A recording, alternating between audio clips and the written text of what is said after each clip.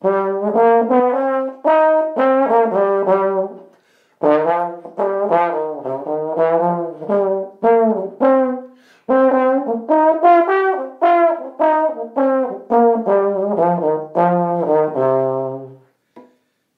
à vous, c'est Kevin et j'espère que vous allez bien. Aujourd'hui, je voudrais vous présenter 3 erreurs que je vois trop souvent chez les personnes qui veulent improviser et qui commencent à improviser avec les pentatoniques. Alors dans cette vidéo, je rentrerai directement dans le vif du sujet avec ces erreurs. Si vous ne savez pas encore comment utiliser les pentatoniques, eh bien c'est grave parce qu'il faut vraiment apprendre à utiliser ces gammes-là. C'est quand même les gammes les plus importantes pour apprendre l'improvisation parce que ce sont aussi les plus simples et ce sont des gammes que tout le monde a dans les oreilles. Donc si vous avez besoin déjà dans un premier temps d'apprendre ces gammes pentatoniques, je vous renvoie soit sur des vidéos que j'ai fait sur cette chaîne ou alors vous pouvez directement vous inscrire à une formation offerte en 4 vidéos que j'ai créée pour vous. C'est le premier lien dans la description et là vous allez avoir un guide complet sur les pentatoniques. En tout cas un guide pour bien débuter. Il n'est pas complet mais on commence avec de bonnes bases pour voilà, que vous ayez l'essentiel. Parce que si je vous donnais vraiment tout, il y en aurait pour des heures et des heures parce que les pentatoniques, on peut aller très loin avec. Ok, donc si ça vous intéresse, c'est le premier lien dans la description. Donc passons maintenant directement à ces erreurs. Alors, la première, ça va être de ne pas faire attention au rythme et ne pas être connecté en fait à l'accompagnement que l'on va avoir. En effet, souvent quand on va commencer à improviser, alors soit on va le faire tout seul comme je l'ai fait en introduction de cette vidéo, ou on peut le faire par-dessus des accompagnements, mais dans les deux cas, lorsqu'on débute, on ne va pas avoir vraiment de notion rythmique. Et je trouve que c'est un problème d'ailleurs qui est très particulier aux Français, de manière générale, sans cracher ni rien, mais pour avoir été un petit peu dans différents pays et avoir vu différents musiciens, si on compare le truc classique des Américains avec des Français, les Américains ont tout de suite cette notion du rythme, avec leur culture du jazz, etc. Nous, on a plus une culture classique pour les instrumentistes ou une culture d'orchestre, et ce ressenti rythmique, on a beaucoup plus de mal. On n'a qu'à voir aussi quand les gens essayent de danser entre le français et l'américain. Bon, ça a tendance à changer avec le temps, mais voilà, on n'est pas forcément à l'aise avec notre corps, avec le rythme, etc. Et c'est un problème pour nous quand on veut improviser, parce que voilà, si on improvise sur des musiques actuelles ou même du jazz, ce sont des musiques rythmiques. Donc la première chose, c'est de se mettre dans le rythme. Ok ? Donc je vais un peu imiter ce que ça donnerait l'erreur qu'on peut avoir. Peut-être vous allez vous y retrouver dedans. Et après, je vais vous donner des solutions pour régler cette erreur. Et on va faire ça pour chaque problème. Alors, donc par exemple, je vais prendre un accompagnement et puis je vais essayer d'être complètement détaché du rythme et de juste être en train de tâtonner sur ma gamme pentatonique et sans idée autre que parcourir les notes et pas du tout être dedans au niveau du rythme.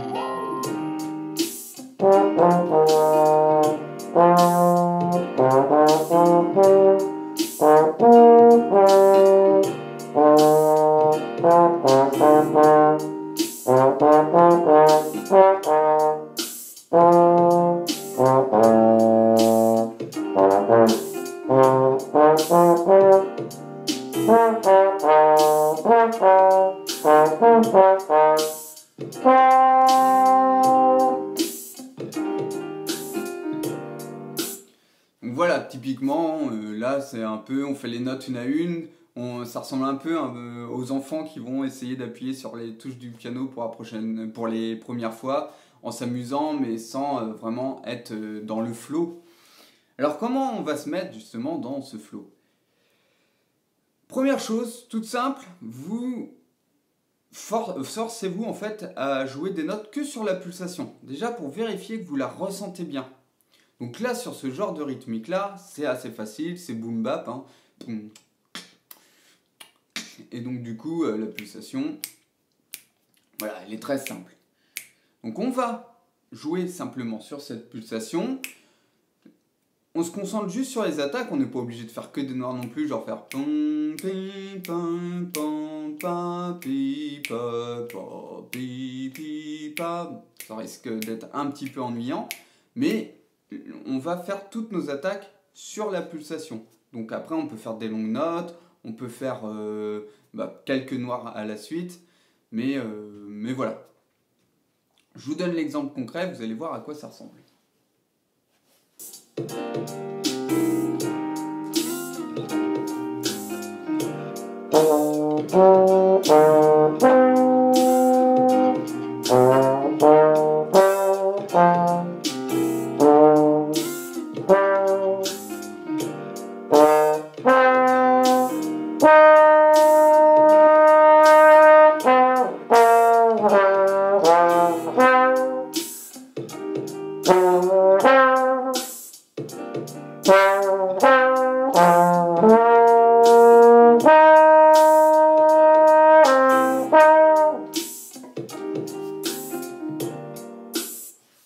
Ok, donc vraiment les étapes à faire pour en arriver là, vous voyez c'est pas compliqué mais déjà on est plus dedans parce qu'on est au moins avec la rythmique, avec ce qu'il y a de plus simple dans la rythmique, c'est-à-dire les noirs, la pulsation. Ok, donc vous prenez d'abord cette pulsation et ensuite commencez à jouer dessus. S'il faut, dans un premier temps, jouer sur que 3 notes, sur seulement 3 notes de la pentatonique, avant d'explorer toute la tessiture, comme c'est un peu compliqué au trombone au départ, c'est normal, bien vous pouvez faire que 3 notes. Donc là c'est une penta en gros de Do mineur, donc je vais faire Sol, Fa et Mi bémol qui font partie de Do mineur.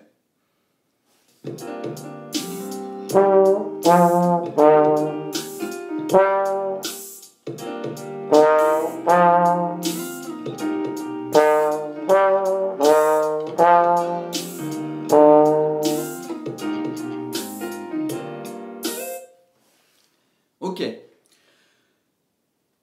donc ça c'était une première indication. On va rester dans le rythme aussi sur le fait de se mettre dans le flow. Il y a un deuxième problème que je vois souvent, c'est qu'une fois que ce problème de pulsation est réglé, c'est le problème du débit. Donc le fait de commencer à faire plusieurs notes, pareil, on va pas être dedans, on va pas être dans la pulsation, ça va être fait un petit peu au hasard. Et je vais donner un exemple de ce que ça pourrait donner, de ce que j'entends parfois chez mes élèves, ou de ce que je faisais aussi avant.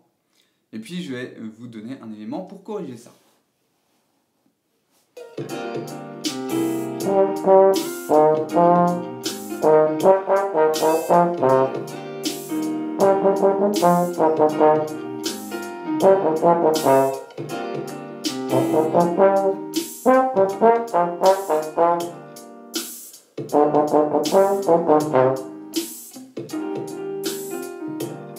Voilà.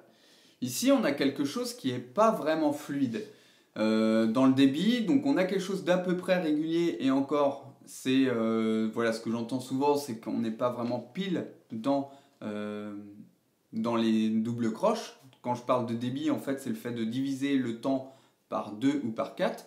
Donc quand la pulsation est là, ça va être 1, 2, 1, 2, 1, 2, ou alors en 4. 1, 2, 3, 4, 1, 2, 3, 4, 1, 2, 3, 4,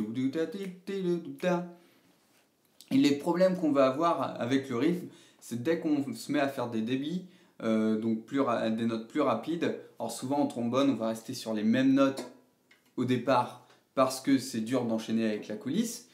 Mais même, on peut faire plusieurs fois les mêmes notes, mais si on fait quelque chose qui n'est pas vraiment en lien avec l'accompagnement, dans l'intention, etc., bah, ça va mal sonner.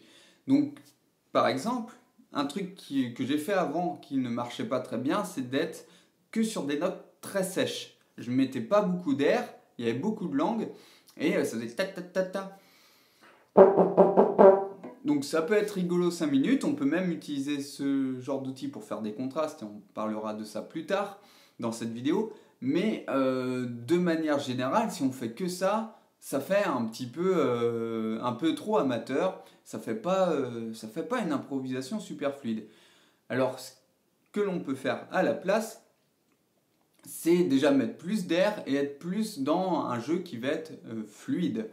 Donc avec des notes un peu plus longues et plus douces au niveau de l'attaque.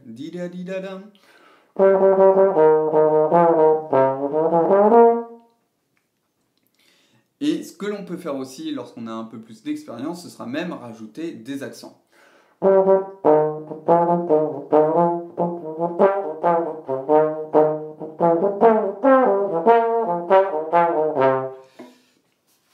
Voilà, avec certaines notes qui vont plus ressortir que d'autres.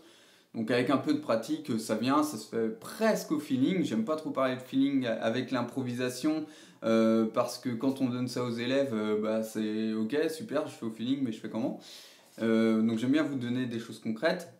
Mais voilà, ces choses-là, des accents, c'est un peu plus avancé, donc je ne vais pas en parler dans cette vidéo, ce serait un peu trop long. Ok. Donc que je ne perde pas le fil, on va faire un exemple maintenant où je vais être plus fluide.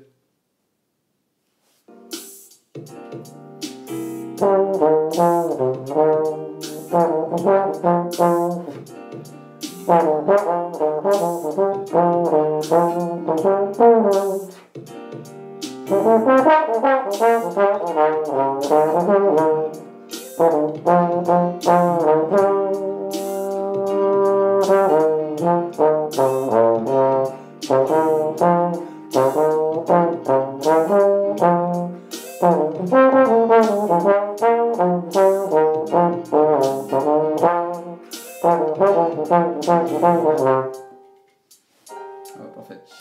Hop. Donc, au niveau du rythme, on a vu, c'est réglé. Donc souvenez-vous, première chose, on joue sur les pulsations. Et puis quand on commence à bien ressentir le rythme, vous prenez un accompagnement comme celui que j'ai pris là. Pour ça, c'est très simple, hein, sur YouTube, vous cherchez des accompagnements, vous tapez backing track ou c'est ça que je tape en général, hein. Ouais, backing track. Donc je vous mettrai un lien de cet accompagnement là si ça vous intéresse de travailler dessus dans la description. Et vous allez jouer en boucle dessus. Le but c'est de faire tourner le morceau. Et puis au départ, vous faites des trucs très simples sur la pulsation. Et puis à force de l'écouter, vous allez ressentir un petit peu ce débit. Vous allez envie d'avoir le faire en fait de par vous-même. Ça peut être au bout de la 3e journée ou au bout d'une semaine, à le faire tous les jours. Vous allez voir qu'il y a un truc qui va venir. Et là, il faudra en profiter pour faire un peu plus de notes qui seront vraiment dans la pulsation. Ok ? Donc voilà pour cette première grande erreur. La deuxième erreur que je vois très souvent, c'est que les élèves vont faire que des riffs et ils ne vont pas oser développer des phrases avec plus de notes. Donc un riff, qu'est-ce que c'est? Pour rappel, j'avais déjà fait une vidéo qui a très bien fonctionné sur YouTube, elle a quelques années maintenant, voilà, 2-3 ans. Et en gros, dans cette vidéo sur l'improvisation, j'expliquais, quand on apprend une pentatonique et ensuite on commence à faire des riffs dessus. Donc c'est très bien, mais à un moment donné, il faut aller plus loin. Parce que si on fait tourner que des riffs, on finit par manquer d'idées. Alors un riff, qu'est-ce que c'est? J'y vais, eh bien c'est le fait de tourner sur 2-3 notes par exemple. Faire un motif rythmique sur 2 ou 3 notes. Je vais reprendre le sol, le fa et le mi bémol par exemple.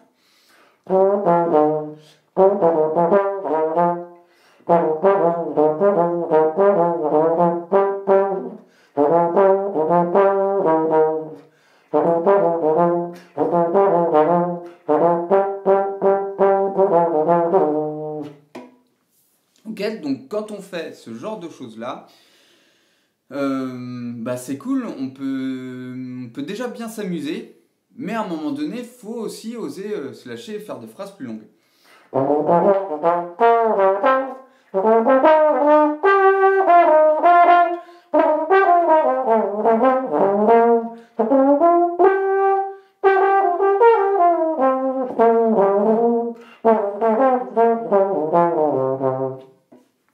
Voilà, allez explorer la tessiture dans le grave, dans l'aigu, etc. Alors forcément, quand on démarre, et même quand on a déjà un petit peu plus d'expérience, c'est dur de faire ces choses-là, parce qu'il faut penser à toutes ces notes, il faut les entendre, etc. Alors comment on fait concrètement pour, au bout d'un moment, être capable de réussir à faire ça, à faire ces phrases, à les développer?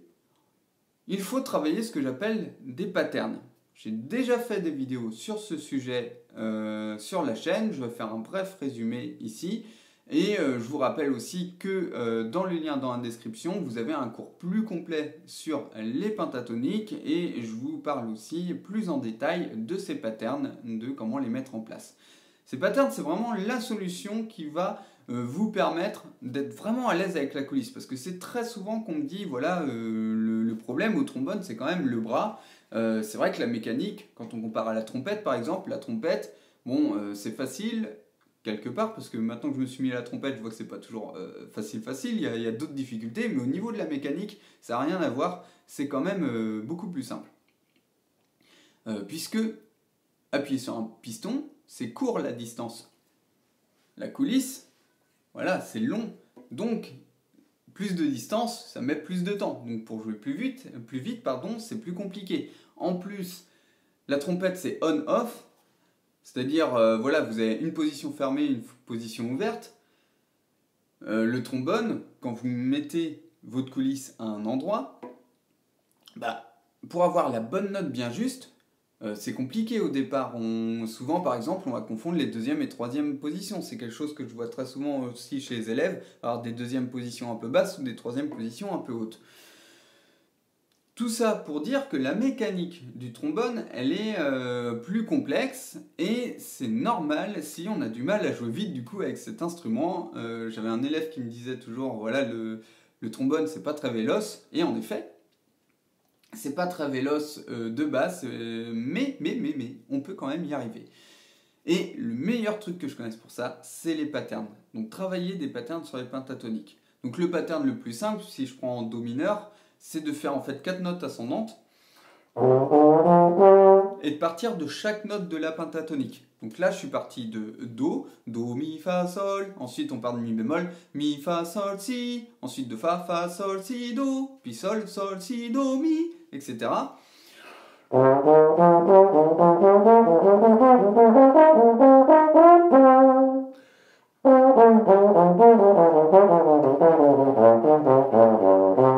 Donc en travaillant ce genre de choses, on peut vraiment aller dans tous les sens. On peut faire des patterns de 4 notes, de 8 notes, c'est déjà très bien. On peut même en inventer de 6 notes, ça va faire des décalages rythmiques, ou de 5 notes, peu importe. Après, on est libre avec notre imagination. Mais de base, je vous invite à pas forcément inventer vos patterns, vous le ferez quand vous serez à un niveau avancé. Au départ, commencez par des patterns prédéfinis qui sont très simples à apprendre et pour vous mettre dans ce mood-là. Donc encore une fois, je vous enseigne tout ça dans le premier lien dans la description avec ces 4 vidéos offertes sur les pentatoniques. Ok, je vous fais un exemple avec des phrases. Je vais commencer par faire des riffs et ensuite je vais faire des phrases un peu plus longues sur l'accompagnement. Donc je vais le remettre un peu avant parce que ça commençait à avoir moins de rythme là où on en était. Hop.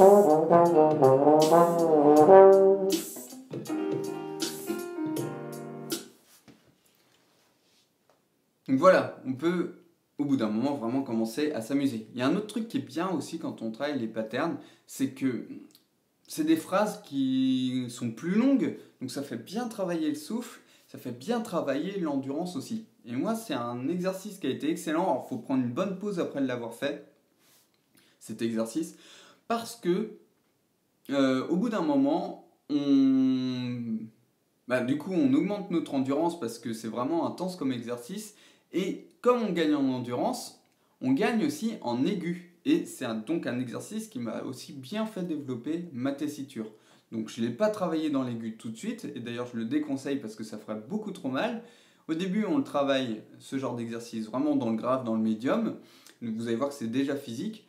Et quand on commence à avoir un peu plus de bagage là-dessus, on peut commencer à développer la tessiture. Et là, ça aide vraiment, vraiment pour consolider le masque, avoir l'air bien actif comme il faut au niveau de la tessiture. Voilà, ça c'est le genre de choses qu'on ressent à force de pratique. Et voilà, excellent exercice. Franchement, je le recommande vivement. Donc, allez faire un tour là-dessus sur ce cours offert. Vous allez voir, ça va vraiment vous faire progresser. Au niveau maintenant de la troisième erreur que je vois, donc, c'est le fait de rester trop plat de manière générale. Voilà. Avoir une improvisation qui va être un peu tout le temps la même et ça va manquer un peu d'idées. Je vais faire un exemple encore de ce que ça pourrait être.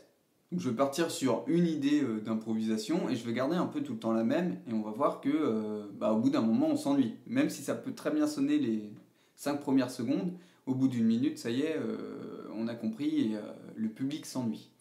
Donc voilà l'erreur qu'il ne faut pas faire et après je vous donne des solutions pour améliorer ça.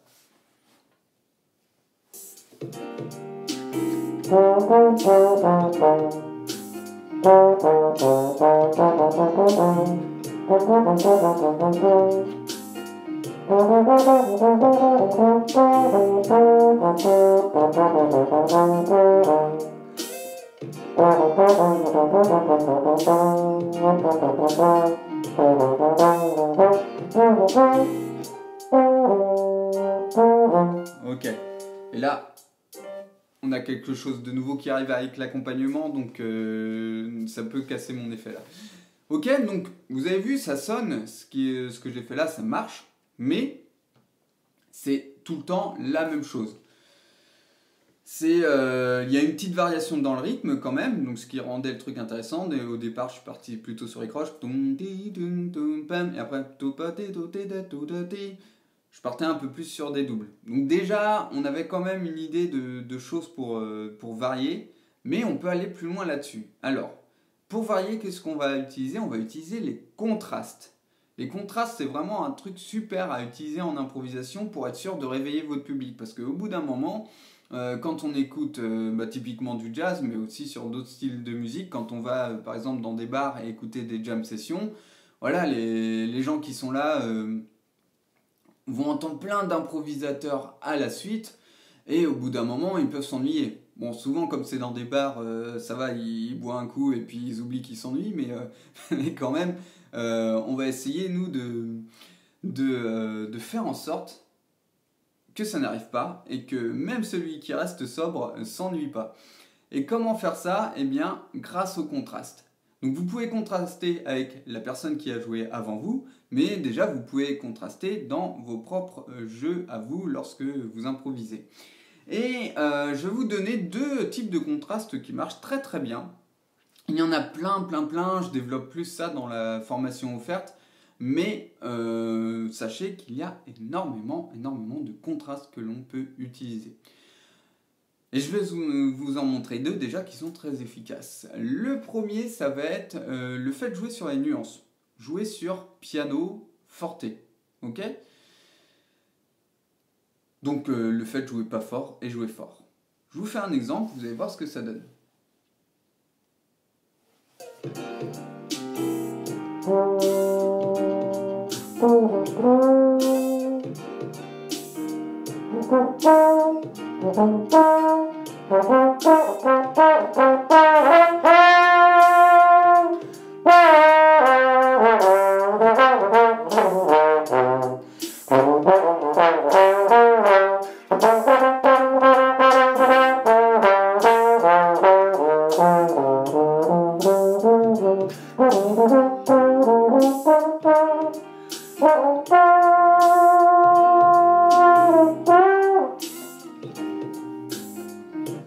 donc là vous avez vu, je suis parti pas fort, je suis monté et je suis redescendu. Et j'ai fait ça de manière graduelle avec ce qu'on appelle un crescendo et un décrescendo. Donc j'ai été petit à petit pour monter et petit à petit pour redescendre. Et ça, vous pouvez le faire avec... Enfin, vous pouvez le faire par vous-même et c'est idéal de le faire pour le coup en jam session, donc soit dans un bar ou entre amis, pour...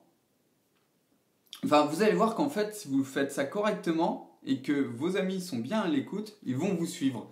Donc quelqu'un qui joue piano, par exemple, vous pouvez très bien les regarder et leur montrer que vous êtes en train de jouer pas fort. Ils vont vous suivre.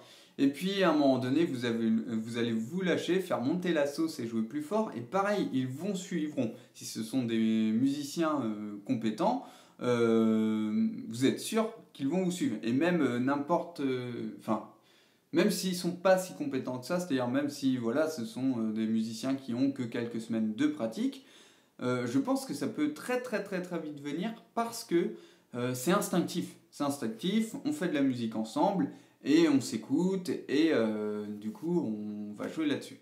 Donc c'est une très bonne astuce qui apporte de la dynamique et en plus le public apprécie énormément ça en général. Enfin, un autre contraste que vous pouvez utiliser, c'est le fait de jouer sur des notes qui vont être longues et des notes qui vont être courtes. Donc je vous donne un exemple. Vous allez voir, c'est très simple. Hop.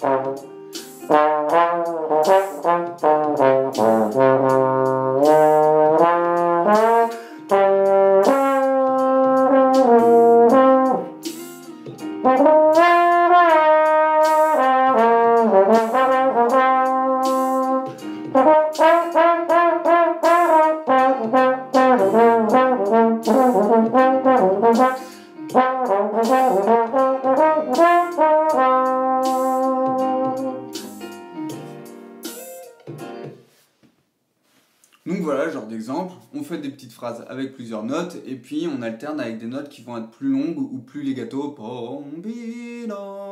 voilà, ce genre de choses là.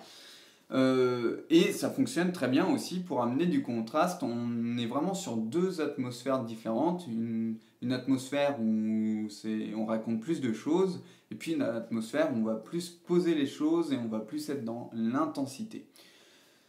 Voilà pour ces 3 erreurs qu'il fallait régler et ces solutions. Donc j'espère que ça vous aura bien été utile. Je vous remercie beaucoup pour votre attention et je vous rappelle une toute dernière fois que si vous voulez aller plus loin avec ces pentatoniques, apprendre plus de choses, notamment le coup des patterns, je pense que ça c'est un truc qui est vraiment intéressant à bosser. Mais tout est intéressant à bosser avec les pentatoniques de toute façon et dès que ça parle d'improvisation... de toute façon, c'est intéressant. Bref, si vous voulez rejoindre tout ça, c'est le premier lien dans la description. Et puis, je vous dis à bientôt dans une prochaine vidéo. Ciao, ciao.